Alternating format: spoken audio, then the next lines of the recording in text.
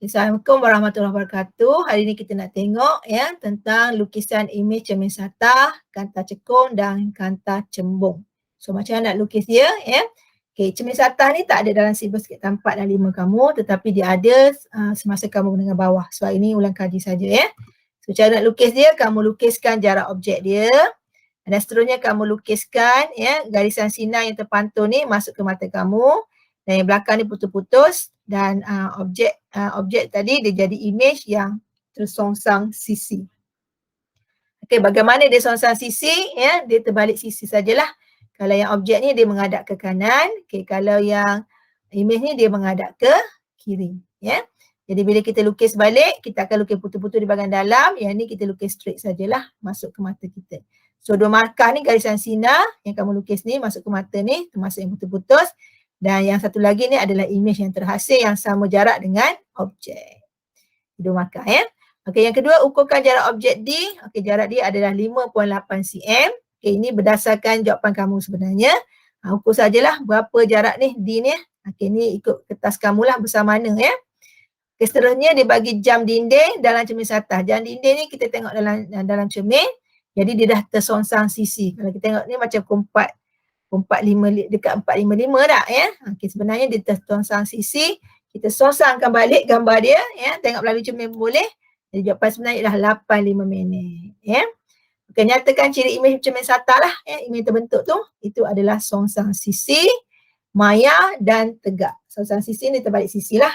Tegak sebab dia tegak keadaan ni kepala ke atas. Okey. Maya ni tak boleh lihat pada skrin. Okey. Dan dia ada lagi ciri lain lah ya, jarak objek sama dengan jarak imej, ketinggian objek sama dengan ketinggian imej ya, dan sebagainya. So manakah yang alat optik menggunakan cermin satah? Dah tentulah gambar periskop yang kedua ni ya. Yang pertama ni kamera digunakan kanta cembung.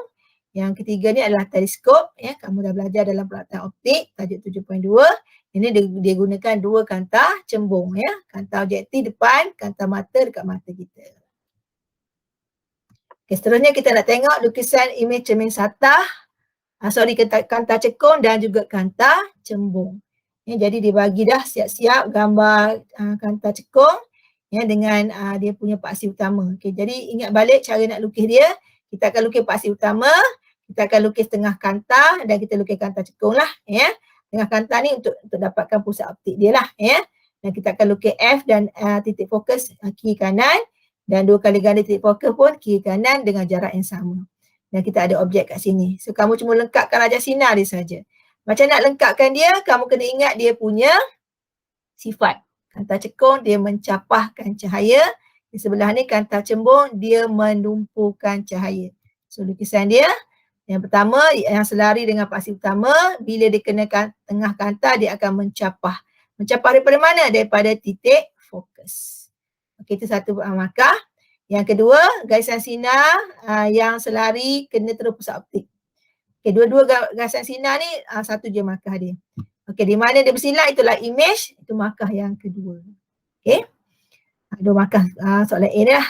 Dan dia disuruh ukur saiz imej. Okey, ukur je lah saiz imej ni berapa. Bergantung pada besar lukisan kamu ya. Dan saiz kertas yang kamu ada. So kat sini lebih kurang 0.5. Jawapan cikgu ni hanya panduan saja. Tapi dia depend kepada saiz kertas kamu ya. Okey, ciri imej yang terbentuk oleh kanta cekung. Okey, kanta cekung ni dia tidak dipengaruhi oleh jarak objek, ciri dia sama saja, letak dekat ke letak jauh sama saja, iaitu maya, tegak dan lebih kecil. Okey, apakah berlaku terhadap saiz imej jika objek didekatkan dengan kanta? Kita dah belajar sebelum ni. Jika dia dekat dengan kanta ya, cikgu ada tunjuk dalam cikgu punya video, yang dekat dengan yang jauh. Yang jauh dia lebih kecil imej dia, yang dekat dia lebih besar ataupun lebih tinggi dia punya imej. Tapi kalau compare dengan objek dia masih lagi lebih kecil. Sebab tu sifat dia sama saja, iaitu dikecilkan. Tegak dan juga maya. So jawapan dia saiz imej bertambah besar dan tinggi. Okey, so keseluruhan markah 5 lah ni. 2, 3, 4, 5. 5 markah ya. Okey, begitu juga gambar sebelah ni, kanta cembung. Ingat dia dah bagi siap-siap. Kanta, tengah kanta, lepas tu ada F di kanan dan sebaiknya dia ada 2 F. Ni tak buat kan, tapi tak apa sebab objek ni duduk di antara F dan 2 F. Jadi nak lukis dia, ingat sifat dia. Kata ingat, jadi salah lukis kelas. Jadi nanti kamu lukis kata cekung ni menumpu, kata cembung ni mencapah, dah salah. Yang biasanya kan yang berlaku pada kata cekung lah, dia buat menumpu juga. Salah ya. Menumpu ni lah kelas bulat ni, cembung ni, dia menumpu lah. Cekung ni kan dia cekung ke dalam, sebab tu dia mencapah. Tengok bentuk dia, boleh ingat dia punya sifat. Okey, kata cembung, ni lah lukisan dia. Macam biasa ada satu garis sinar yang selari dengan paksi utama yang ni. Bila dia pergi kepada tengah kanta, dia akan menumpu ke titik fokus. Kita tarik saja garisan dia dengan anak panah. Okey, yang kedua, pergi pada pusat optik, tarik saja. Okey, di mana dia bertemu, itulah image. Image dia ke bawah lah sebab pertemuan dia di bawah. Di bawah pada garisan paksi utama. Okey, jadi markah untuk garisan sinar ni, 2 garisan sinar, 1 markah lengkap dengan anak panah. Tak ada anak panah, tak diterima. Okay, yang kedua image yang kita lukis dan kita labelkan. So sama macam tadi lah, 2 markah, 1 markah untuk 2 garisan sinar, 1 lagi untuk image. Ukur dan catatkan saya image terbentuk. Ukur saja kelas. Dia depend pada lukisan kamu. Ya. Jadi berapa sen cikgu tak tulis lah. Ya. Dan cikgu pun tak ukur sebab pada screen. Ya. Depends pada jawapan kamu lah. Ya. 2 cm ke 3 cm ke. Ya. Dalam exam sebenar, cikgu sendiri akan ukur kertas jawapan kamu tu. Ya. Okey, dah 3 markah kat situ. Ramalkan satu image yang terbentuk jika objek diletakkan di P. Mana P? Soalan ni tak habis ke? Oh, sebab ni ya, cikgu dah tarik tadi. P dekat lagi. Okey. P duduk kurang pada F. Okey. Kalau kurang pada F, image akan jadi lebih besar. Maya tegak dibesarkan. Sebab bagi apa? Kanta cembung, dia punya ciri image bergantung pada jarak objek. Okey, ada image yang besar, ada image kecil, ada maya, ada nyata, ya. Sama saiz, ya, dan sebagainya. Jadi kalau kedudukan dia kurang daripada F ni, dah tentulah dia maya, tegak, dibesarkan. Tak sama dengan cermin cekung, ya. Cermin cekung maya, tegak, dikecilkan. Ini dibesarkan. Okay. So dah markah yang keempat. Okey, yang manakah menghasilkan ciri image yang sama seperti image terbentuk pada rajah 2. Mana sama ciri dia macam kanta cembung ni di mana kedudukan objek di antara F dan 2F. So alat dia adalah projector. Teleskop, mikroskop, periskop kita guna tadilah cermin satah, pantulan. Mikroskop dengan teleskop ni dia punya kedudukan jarak tu tak sama dan teleskop dengan mikroskop ni diguna 2 kanta. Okey. Jadi jarak dia, teleskop jarak jauh, mikroskop jarak dekat. Jadi yang kedudukan antara objek ni di antara F dan 2F adalah projector. Okay, habis soalan kanta cembung. Okey, masih lagi kanta cembung tapi yang ni dia suruh bandingkan. Dia ada bagi 2 gambar rajah sinar, bagi kanta P dan kedudukan tapi kedudukan objek yang berbeza. Satu ni pada 2F. Hasilnya kita dapat image kat 2F ke. Satu lagi ni lebih besar pada 2F. Image kita dapat kurang daripada di antara F dan 2F dan dia lebih kecil.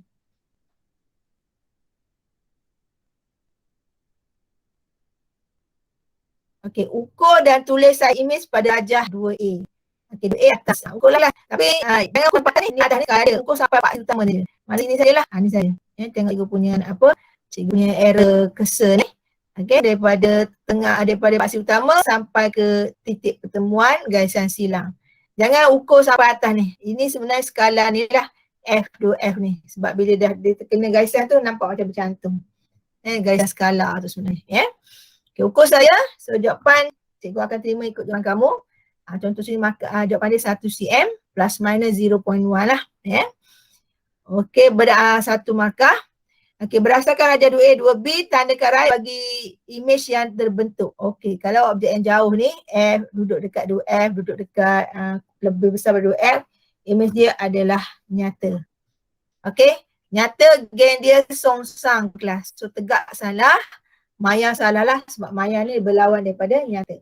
Apa image nyata? Ingat, image nyata adalah image yang boleh dilihat pada skrin. Apa imej maya? Maya adalah imej yang tidak boleh dilihat pada skrin. Maya gang dia tegak kelas. Nyata gang dia songsang. Perlu ingat. Besar kecil kamu kena ukur. Okay, objek yang jauh biasanya dia kecil. Okey, duduk dekat 2F dia sama saiz. Di antara F dan 2F dia jadi start besar dan seterusnya lah makin dekat. Mana makin dekat makin besar lah. Kenyatakan hipotesis berdasarkan eksperimen ini, so hipotesis dia semakin bertambah jarak objek, semakin kecil lah saiz imej. Betul lah. Dekat 2F dia sama saiz. Dekat lebih jauh jarak dia, makin kecil. Memang betul kelas. Dia start 2F tu sama saiz. Makin jauh letak, semakin kecil dia. Okey, lepas daripada 2F, makin dekat, semakin besar dia. Ya? Itu dia. Bagaimanakah anda mengawal pemboleh ubah yang dimalahkan dalam eksperimen ni? Okay, apa yang malah kat sini? Ya, kalau kita tengok objek yang sama kan. So tinggi objek lah antaranya lah ya. Menggunakan kanta yang sama, betul. Kanta P, kanta P. Kanta yang sama. Jenis kanta boleh, ketebalan kanta boleh. Ya, nampak ya. Lepas tu objek yang sama, ketinggian objek. Nampak? Ya, sama saiz ya. Objek yang sama saiz. Saya di sini tinggi objek lah. Semua tu boleh. Jangan buat benda-benda ngarut lah ya. Kamu tulis kanta, kanta saja salah kelas. Kena sebut jenis kanta ataupun ketebalan kanta. Sebab kanta ada tebal dan nipis. Ataupun ketinggian objek. Jangan tulis objek saja. Dia tak ada parameter kat situ. Benda yang nak diukur. Parameter ni benda yang nak diukur. Boleh ubah dia lah ya. Okey, dah habis dah. 1, 2, 3, 4. Okay, makan terakhir. Tandakan right pada alat yang terbentuk sama ciri dengan imej yang terbentuk. Okey, maknanya imej dia terhasil adalah nyata. Mana satu imej dia adalah nyata. Ya. So ini adalah kamera. Ya. Okey, sebelah tu apa? Sebelah tu kapal selam, ini cermin ya, bukan kanta. Okey ni pun bukan. Ya. Ada pada alat tadi manakah imej terbentuk sama ciri dengan imej terbentuk pada rajah 2B. Oh, maknanya lebih kecil. Mana imej yang lebih kecil? Okey, kalau mikroskop imej dia jadi lebih besar. Kalau periskop ni periskop kelas. Imej dia jadi sama saiz. Okey, kamera jadi kecil lah. Ya, kita nak bubuh nak nampak view, nak nampak cantik, nak bubuh dalam gambar. Kalau besar macam mana nak jadi gambar ya. Okey, jawapan dia kamera ya. Okey, seterusnya kita dah masuk tajuk faktor-faktor mempengaruhi pertumbuhan mikroisma ya. Di sini dia bagi 2 bubur nutrien ya dalam almari bertutup di bawah lampu meja. Okey. Selepas 2 hari kekurangan bubur nutrien dalam setiap tabung uji diperhatikan. Jadual 3 menunjukkan keputusan eksperimen. Okey, A sangat keruh, B kurang keruh ya. Okey, sebab A letak dalam almari bertutup, B letak bawah lampu meja, maknanya sentiasa ada cahaya. Okey, sini faktor dia adalah cahaya, kehadiran cahaya. Ingat ada 5 faktor yang mempengaruhi pertumbuhan mikroisma. Ada 5, kena ingat ya. Pertama, suhu ya. Semakin bertambah suhu, tidak ya. Tapi kita boleh kata semakin bertambah suhu, semakin baik pertumbuhan bakteria. Baik ke? Semakin bertambah pertumbuhan bakteria ya. Okey, sebenarnya suhu 37. Antara 30 dan 40 suhu bilik ya. Paling bagus. Lepas tu faktor kedua ni kehadiran cahaya. Okey, dia suka gelap. Gelap dia akan bertumbuh dengan baik. Yang ketiga faktor pH, dia suka neutral. Mikroisma suka neutral. Okay, pH neutral dia akan tumbuh dengan baik. Ya, pertumbuhan dia besar, pesat. Faktor yang keempat ialah nutrien. Ya. Ada nutrien. Maknanya ada nutrien dia akan bertumbuh dengan baik. Okay, faktor yang ni apa? Kita ada suhu, kita ada pH, kita ada cahaya, kita ada nutrien. Satu lagi apa? Dia ada 5 kelas. Apa dia satu lagi? Kelembapan. Ya, air, kehadiran air. Okay, semakin lembab semakin dia suka ya. Okey. Jadi dah tentu lampu meja tu kurang lah sebab ada cahaya ya. Mikroisma tak suka cahaya ya, dia suka gelap. Okey, nyatakan pemboleh ubah dimanipulasi. Kamu tengok tempat dia lah ya. Jangan tulis tabung uji ni lah. Cikgu kata jadual lajur pertama ni adalah pemboleh ubah manipulasi. Betul, tapi kalau tulis tabung uji tak diterima lagi lah. Okey, apa yang kita boleh tengok kedudukan dia. Satu almari tutup, satu di bawah lampu meja. Kan itu beza dalam eksperimen ni yang kita nak kaji. Maka itulah dia punya pemboleh ubah manipulasi. Kehadiran cahaya ataupun di mana tabur uji diletakkan, sama ada di almari bertutup ataupun di bawah lampu meja. Boleh. Okey, itu satu markah. Okey, pun boleh ubah di bergerak balas dah tentulah pertumbuhan mikroorganisma ataupun pertumbuhan bakteria. Walaupun tak tanya cikgu sebut juga. Okey, pun boleh ubah malah yang sama di sini kita boleh kata isi padu bubur nutrien. Jenis kulturbakteria. Masa eksperimen semua boleh. Isi padu bubur nutrien, isi padu kulturbakteria, jenis kulturbakteria, masa eksperimen, itu semua boleh lah. Itu malah benda yang sama, ya. Okey, berdasarkan jadual nyatakan pemerhatian dan eksperimen ini. Ya, nyata dari segi keruh tak keruh lah kelas. Ya. Bubur nutrien sangat keruh dalam almari bertutup, ya. Dan bubur nutrien kurang keruh di bawah lampu meja. 3132 ni silap nak cikgu. Dia kenapa berlaku begitu? Ya. Bubur nutrien sangat keruh dalam almari bertutup kerana bakteria tumbuh paling sesuai dalam keadaan gelap ataupun tiada cahaya. Kita kata tadi, gelap dia suka tumbuh, ya. Itulah sebab dia, ya. Infra ni jawapan kepada pemerhatian, ya. Okey, nyatakan definisi operasi bagi pertumbuhan bakteria. Pertumbuhan bakteria kat sini kita boleh tengok berdasarkan apa? Kekeruhan bubur nutrien. Itulah yang kita nak jawab, ya. So pertumbuhan bakteria ialah, ya, proses ataupun keadaan yang menunjukkan kekeruhan bubur nutrien. Okey, itu dia daripada soalan ni, ya. Okey, itu cara jawab dia lah. Ingat cikgu dah kata jawab apa dia tanya, ya. Pertumbuhan bakteria apa dia tanya. Lepas tu kata sambung, kata sendi kan. Yelah. Lepas tu parameter, proses, keadaan. Ya, apa lagi banyak lagi lah. Ya, apa dia parameter boleh kita kata, ya. Jenis, ya. Contohlah, ya. Okey, yang last kali tu pun boleh ubah bergerak balas dalam soalan, dalam eksperimen. Iaitu kekeruhan bubur nutrien. Jadi kita nyatakanlah. Itu je sebenarnya kelas, ya. Senang ya. Okey, yang ni antibiotik dia bagi satu piring Petri, dalam tu ada 2 kertas turas, ya. Satu rendang dalam air suling, satu lagi rendang dalam penicillin, ya. Okey, di mana selepas tu dia akan nampak apa berlakulah selepas 3 hari, ya. Okey, nyatakan pemerhatian kita. Kita nampaklah dekat penicillin ni ada banyak kawasan jernih. Okey, dekat kawasan insulin ni tak ada keruh belaka, ya. Jadi banyak kawasan jernih ni sebenarnya bakteria dah mati. Okey, jadi itulah guna antibiotik. Contoh kat sini penicillin untuk membunuh bakteria, ya. Contoh dia lah, ya. So pemerhatian kita ada kawasan jernih di sekeliling cakra penicillin yang lebih, yang banyak, ya. Ataupun ada kawasan jernih pun dah cukup dah, ya. Sebab kawasan insulin tu, ketaturan dalam insulin tak ada apa-apa. Ya, sama macam piring Petri yang tak ada bubuh kertas turas, ya.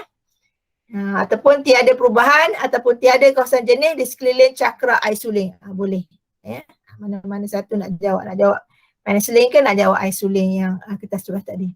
Okey, inference sebab dia ada kawasan jernih di sekeliling cakra penicillin kerana antibiotik penicillin telah membunuh bakteria. Ini cikgu cakap tadi. Kawasan jernih itu menunjukkan tidak ada bakteria, ya. Bakteria telah dibunuh, ya. Okey, kalau kamu jawab yang insulin, ya. Tiada perubahan di kawasan jernih di sekeliling cakra insulin, ya, kerana pertumbuhan bakteria sangat pesat di situ. Okey, dia banyak, dia hidup, ya. Kita jawapan dia lah sebab dia, ya.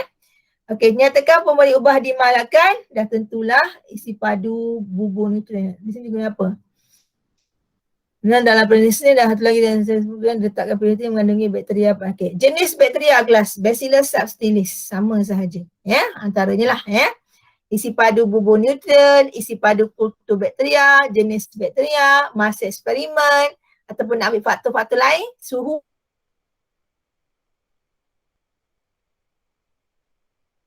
boleh. Banyak boleh letak kat malas sini. Okey, bergerak balas dan pula pertumbuhan bakteria atau kawasan jernih di sekeliling cakra. Mana-mana boleh. Kita nak kata yang keruh ni, ya. Jadi ni sebenarnya bukan bubur nutrien lah. Ini sebenarnya agak-agak nutrien. Dalam PPR ni kita letak agak-agak, kita bubur. Bubur ni cair. Ya, bubur biasa kita letak dalam tabur uji, ya. Okey. Kalau PPR kita letak agak-agak nutrien. Okey. Jadi cikgu rasa isi padu bubur nutrien tak berapa tepat lah. Ya. Yang lebih tepat lagi ialah agar isi padu ke. Sebab dia dah keras, ya. Isi padu lah sebab sebelum dia keras tu dia dalam bentuk cecair, ya. Okey, isi padu agar nutrien boleh ataupun jisim agar nutrien pun boleh ya. Kita boleh timbang Okey, kalau dimanipulasi, manipulasi inilah kertas turah direndam dalam penicillin dan kertas turah direndam dalam air suling ataupun bahan yang digunakan untuk merendam kertas turas. Boleh juga ya. Okay, depends. Okay, nyatakan definisi operasi bagi penicillin. Penicillin kita tahu yang ni lah ada kawasan jenis ni kelas. So penicillin dia punya yang ditanya ialah adalah kata sendi dia and bahan, parameter dia ialah bahan ataupun nak tulis antibiotik pun boleh. Bahan ataupun nak tulis antibiotik, okey. Seterusnya pun boleh ubah bergerak badan ya. Yang menghasilkan kawasan jenis di sekeliling cakra. Cukuplah. Okey. Ataupun penicillin ialah bahan ataupun antibiotik yang membunuh bakteria. Yang P ada antibiotik, yang Q tidak ada. So P jenis, Q keruh. Okey, pembuat manipulasi adalah kehadiran antibiotik ataupun antibiotik ada yang tiada. Betul? P ada, Q tiada ya. Okey, pun boleh ubah dimakan isi padu newton, isi padu kutu bakteria, jenis bakteria, masa eksperimen, suhu. Kalau ditanya boleh ubah bergerak balas, kekeruhan nutrien lah ataupun pertumbuhan bakteria.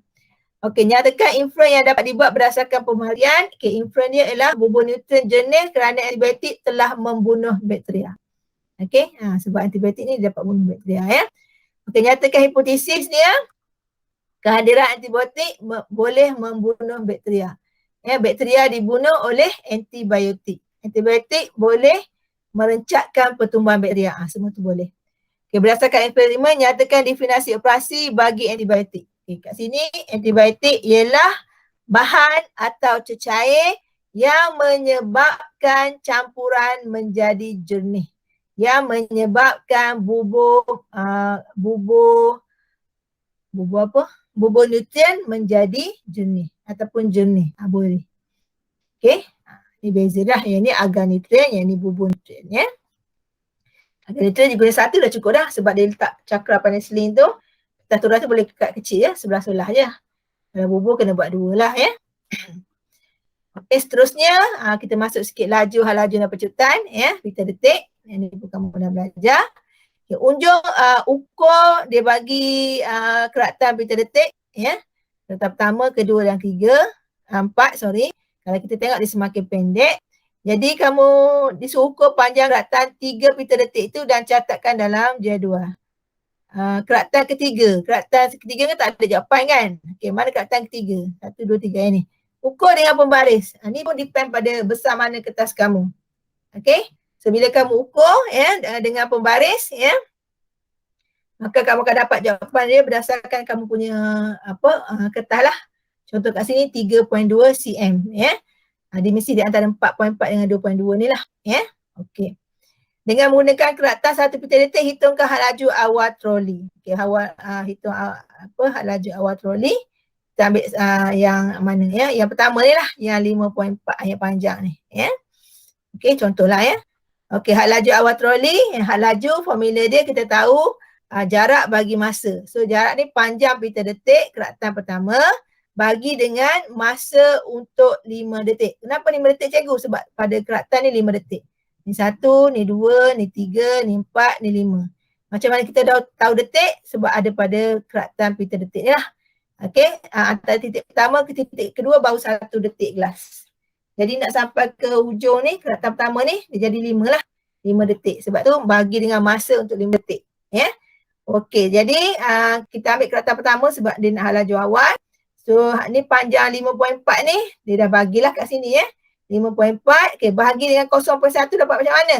Sebab 5 detik kali dengan 1 detik 0.02, so kita dapat 0.1 lah. 1 detik ingat balik ya, kamu dah belajar. Nilai dia ialah 0.02 saat. So 5 detik kali sajalah, kita dapat 0.1 tu kelas. So 5.4 bagi 0.1 dapatlah 54 cm per saat. Ini kita tak tukar unit dia. Kita kekalkan dia dalam cm. So 2 markah lah kiraan ya dan jawapan akhir ya. Dengan menggunakan jari 3, nyatakan jenis gerakan troli ini. Kalau kita tengok gerakan dia semakin dekat, maknanya dia makin perlahan kelas. Keratan tu makin pendek-pendek. Dia kalau makin panjang dia laju. Kalau makin pendek tu maknanya dia perlahan dan dia nak berhenti ya. Okey, had laju ataupun pecutan berkurang. Had laju berkurang lah sebab dia semakin dekat. Keratan dia makin pendek. Kalau makin panjang, mana dia laju. Okey, keratan 5 pita detik selepas keratan 5 pita detik adalah selepas keratan 4 dan juga mewakili jarak waktu 1 saat. Dengan menggunakan darjah 3, ramalkan ukuran panjang keratan kelima. Sebab kita ada 4 keratannya. Okey. So kalau keratan ke-5 berapa? Kalau kita tengok dia semakin berkurang kan. Jadi mestilah keratan tu semakin pendek nilai dia. Okey. Inilah antara dia. Sebab last kali 2.2 kelas. Jadi keratan ke-5 tu mesti kurang daripada 2.2. Ini contohlah. Kamu boleh ramal lah bawah pada 2.2. 1.2 ke, 1.1 ke, 1.3 ke, tak kisah. Mana-mana yang kurang pada 2.2. Jangan lebih daripada 2.2 sebab keratan yang terakhir ni dah 2.2. Sedangkan kita tahu hal laju dia berkurang, maknanya keratan semakin pendek lagi. Ini semua total 5 markah. Okey, seterusnya kita nak tengok penggumpalan polimer semula jadi melibatkan pengawetan, penggumpalan dan pembukanan lateks. Ini pun kamu boleh belajar. Okey. Jadi kalau kita tengok daripada soalan ni, darjah 4.2 dengan 4.1 dengan 4.2. Yang 4.1 dia letak cuka, 10 minit lepas tu dia menggumpal. Okey, yang kedua tu dia letak darjah 4.2 dia letak amonia. Okey, 10 minit lepas tu dia kekal lagi cair. Jadi kita dah tahu dah letak asid, cuka kan asid maka dia latex akan menggumpal. Kalau letak amonia dia akan kekal cair. Okey, tuliskan pemerhatian daripada eksperimen ni, tulis mana-mana yang kamu nak 4.1 ke 4.2 tak kisah. Pada darjah 4.1 latex menggumpal. Okey, apa yang kamu nampak sebelah kelas? Nampak 4.1 kan dia menggumpal. Okey, pada darjah 4.2 latex kekal cair ataupun tidak menggumpal. Mana-mana boleh terima. Kamu nak jawab 4.1 boleh, 4.2 boleh. Kecuali soalan nak darjah mana. Contoh dia kata nyatakan pemerhatian bagi darjah 4.2. Kena nyata 4.2 punyalah, iaitu latex kekal cair, tidak menggumpal atau tidak menggumpal. Kalau dia tak nyata darjah mana, jawab je salah satu.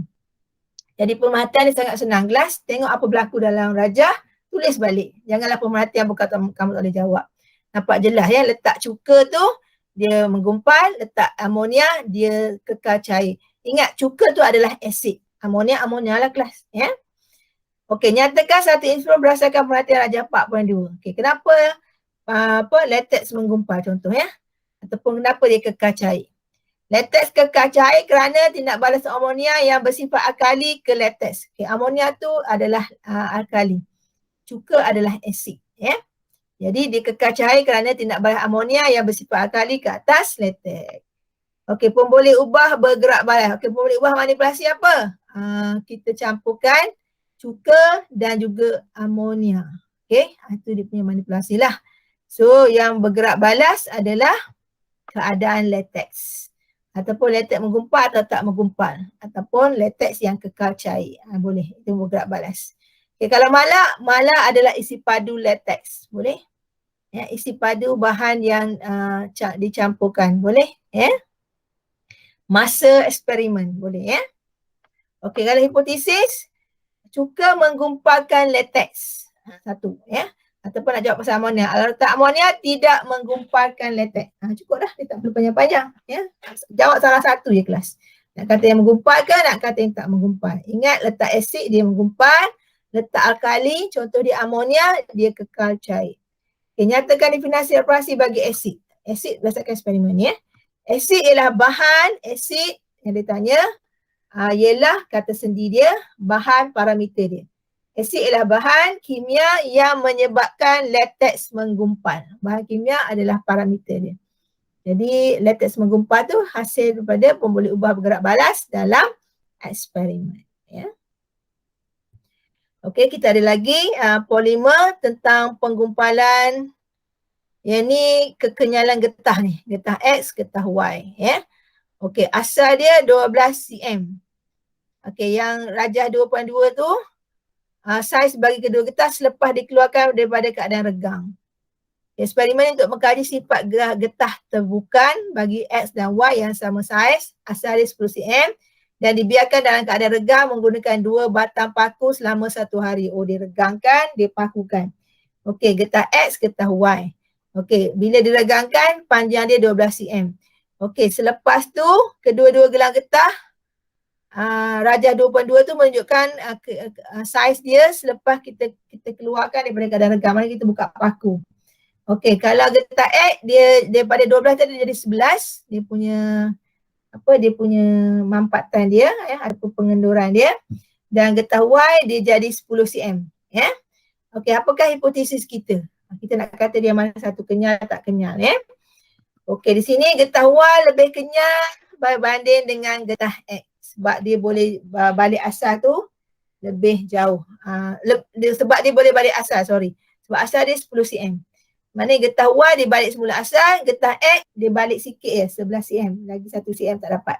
Jadi yang kenyal ni kelas, bila kita regangkan dia, bahan yang kenyal ni bila kita regangkan dia boleh balik saiz asal. So nampak jelas Y dia balik asal, maka dia lebih kenyal. Ya. Okey, pun boleh ubah manipulasi kat sini. Jenis getah lah, sebab getah takkan sama punya. Ataupun getah X dan getah Y. Ya. Okey, bergerak balas, panjang akhir getah. Ya, maknanya selepas kita lepaskan, okey, berapa panjang akhir dia? Untuk rajah 2.2 tu lah. Panjang akhir getah ataupun panjang getah selepas diregangkan, ataupun jawapan lain kekenyalan getah. Semua tu diterima.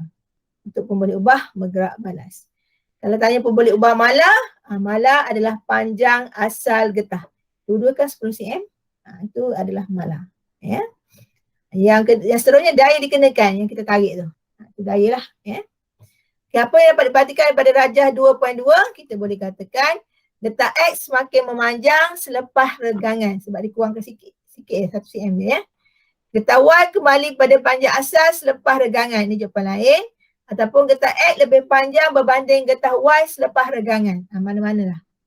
Kita nampak getah X lebih panjang. Ya. Daripada 12 tadi jadi 11. 1 cm je beza. Sedangkan getah Y daripada 12 tadi dia jadi 10. Maknanya dia punya proses mampat tu lebih tinggi. Jadi kita kata getah X lebih panjang lah berbanding getah Y. Boleh sebab dia pemerhatian. Apa diperhatikan ni pemerhatian kelas. Jawab je lah apa yang ada persoalan. Okey, yang manakah getah terbuka? Mana dia keras? Okey, getah terbuka adalah getah Y. Ya, dia keras, lebih kenyal ya. So Y lah ya. Okey, ni soalan tekanan. Dia bagi 2 blok kayu. Ya, satu ditegakkan, satu lagi dia duduk dalam keadaan mendatar, rajah 4.2. Okey, dua-dua letak daya yang sama, beban sama 1 kilo. Ya, atas plastising kita nak tengok lekupkan dia. Lekupkan pada plastising tu bila kita letak blok kayu dan di atas dia letak beban ataupun daya. Beban tu nilai dia 1 kilogram, kalau daya kita kalilah 9.1 kan. Okey, blok kayu X ya. Blok kayu X, blok kayu Y. Okey, blok kayu X kedalaman lekupkan dia tinggi 0.4 banding kayu Y 0.2 saja. So inferen dia apa kita nak kata? Ini sebenarnya adalah luas permukaan kelas. 4.1 kecil, 4.2 besar. Okey, dalam tekanan yang luas permukaan dia kecil, tekanan dia tinggi. Yang luas permukaan dia besar, tekanan dia adalah kecil sebab dia berkadar songsang ya. Kita boleh kata jawapan dekat tepi ni ya. Kedalaman lekupkan plastising pada blok kayu X lebih dalam kerana luas permukaan bersentuhan dia lebih kecil. Sebab dia nak inferen ya. Kenapa blok kayu X tu lebih dalam? Kerana luas permukaan sentuhan dia lebih kecil. Ini jawapan lain. Kedalaman lekupkan plastising pada blok kayu Y kurang dalam. Jangan guna perkataan kurang dalam kelas. Pada blok kayu Y tidak dalam, lebih senang lah ya, daripada kurang dalam ya. Tidak dalam iaitu 0.2 kerana luas permukaan bersentuhan dia besar. Okey. Dan luas besar, dia punya kedalaman kecil lah. Okey, B, apakah hipotesis? Semakin bertambah luas permukaan blok bersentuhan dengan plastising, semakin berkurang kedalaman lekupkan dan sebaliknya. Ataupun semakin berkurang luas permukaan blok bersentuhan dengan plastising, semakin bertambah kedalaman lekupkan. Boleh, mana-manalah nak jawab, hubungan dia songsang ya. Itu adalah hipotesis dia. Okey, pun boleh ubah dimalakan jisim beban ya. Jisim beban sama 1 kilogram. Okey, yang lain saya tak nampak ya. Seterusnya pun boleh ubah dimanipulasi luas permukaan bersentuhan. Ada yang kecil 4.1, ada yang besar 4.2. Ya, itu manipulasi. Kalau ditanya bergerak balas, kedalaman lekukan. Sebab kat sini jadual dah ada. Manipulasi, luas muka bersentuhan, kedalaman lekukan prosesi ni adalah boleh ubah bergerak balas. Okey, sekiranya beban 1 kg digantikan dengan beban berjisim 2 kg, ramalkan kedalaman lekuk yang disebabkan oleh blok kayu S. Kita tambah jisim ya. Okey, dia akan bertambah lah ya. Digantikan dengan beban jisim 2 kg, ramalkan kedalaman lekuk disebabkan oleh blok kayu X. Okey, blok kayu X, kita letak dia dalam keadaan luas bukan kecil. Okey, kita tambah lagi. So, kalau dia 0.4, dia dapat sekali ganda. Tu jadi 0.8 tu kelas. Ya. Ada lagi orang masuk dah nak habis kelas ya. Apa keluar? Terkeluar. Ingatkan dah masuk balik. Okey. Saya sudah tak habis kan. Ni soalan berapa soalan tak? Okey. Kita tinggal sikit lagi kita nak habiskan. Belum masuk ke? Nasia dah nak habis kelas Nasia. Tengok rakaman lepas ni ya. Okey, nombor 2, Raja 4.1 menunjukkan 2 jenis kasut yang dipakai di tepi pantai. Okey, kasut A ya. Kalau kita tengok kedalaman lekukan dia tinggilah kelas. Masuk drop, masuk dalam pasir ya. Okey, kasut B yang lepeh ni luas muka lebih besar. Dia masuk sikit dalam pasir ni, dia tunjuk gambar lah. Okey, ni yang dia tunjuk ni kelas keadaan pada pasir. Ada orang pakai kasut tinggi lah, semua orang tahu akan masuk ke dalam, nak jalan pun payah.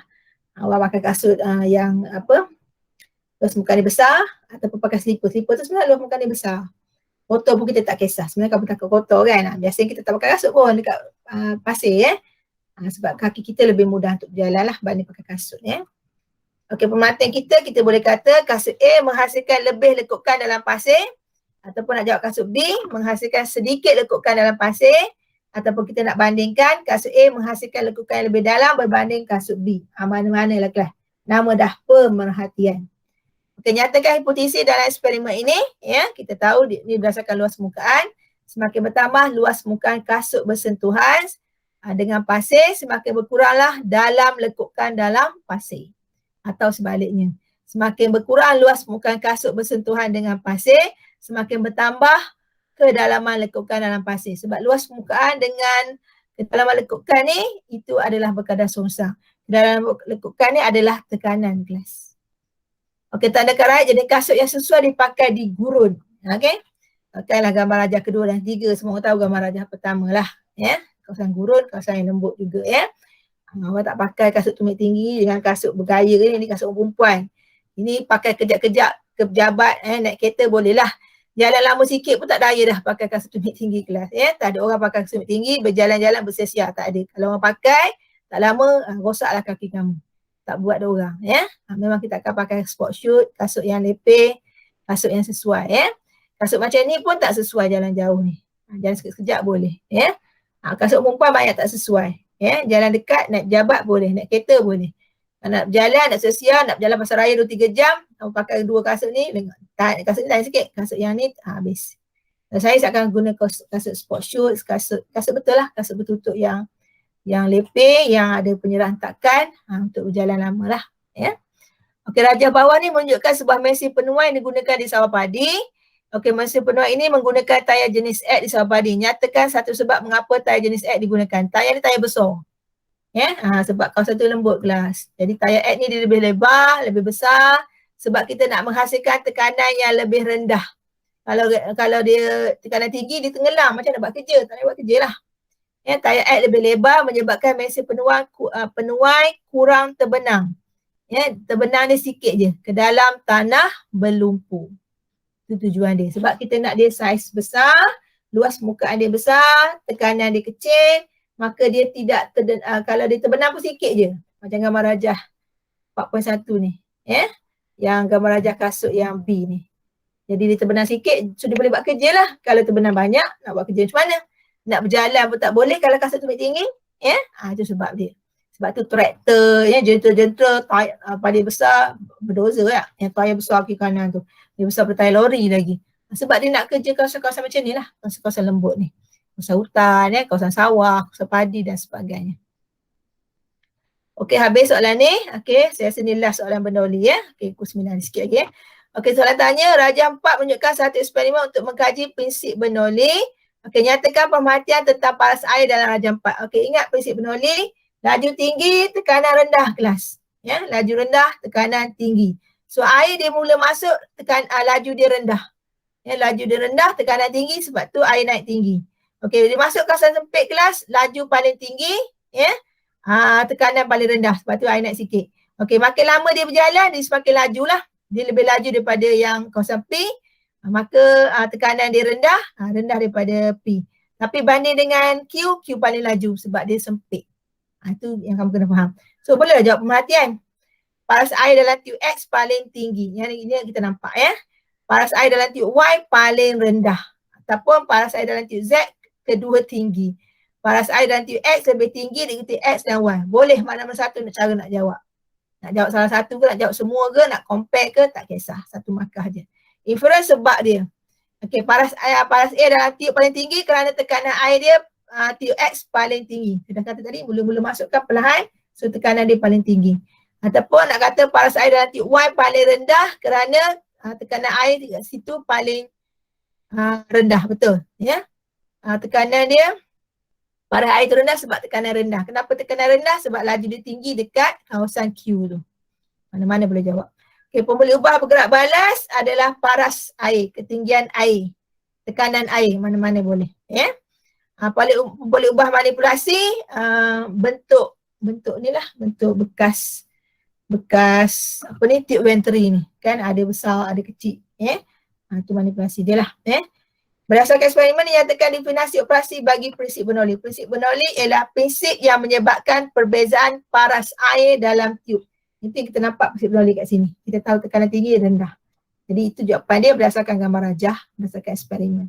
Okey, manakah aplikasi prinsip Bernoulli? Dah tentulah penunuh Bunsen. Okey, itu sahaja daripada cikgu kelas. Okey, terima kasih. Kita jumpa lagi. Semoga apa yang kita pelajari pada hari ini dah dapat dimanfaatkan oleh kamu. Dan kamu memahami apa yang cikgu ajar pada hari ini ya, insya-Allah. Assalamualaikum.